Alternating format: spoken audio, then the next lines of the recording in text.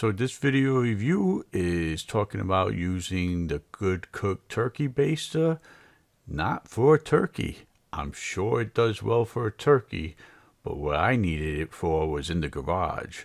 This helps me pull fluids from the car, from the radiator, from the power steering reservoir, brake fluid, especially when you do brake jobs. Sometimes you have to add fluid, sometimes you have to take out. It's a little awkward trying to take it out any other way except for a good turkey baster.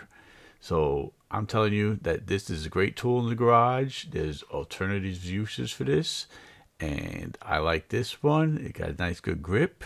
It does the job that a turkey baster should do, but with automotive fluid. So this is just letting you know that it's a great tool for around the house, whether in the kitchen or in the garage.